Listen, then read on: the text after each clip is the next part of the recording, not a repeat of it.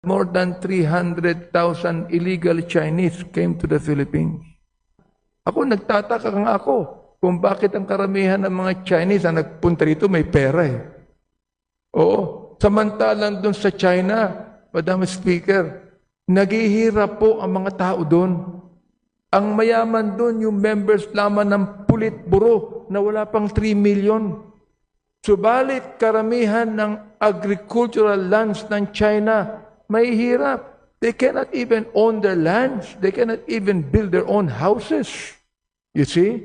Nakakapagtaka kung bakit napakaraming Chinese ditong galing sa mainland China nangyayaman.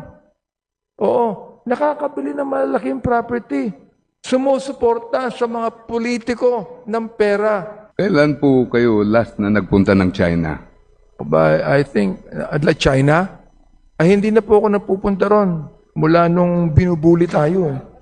Oo, hindi na ako napupunta doon. Yung last na nagpunta po kayo, nagpunta kayo. Years na po yun, taon na.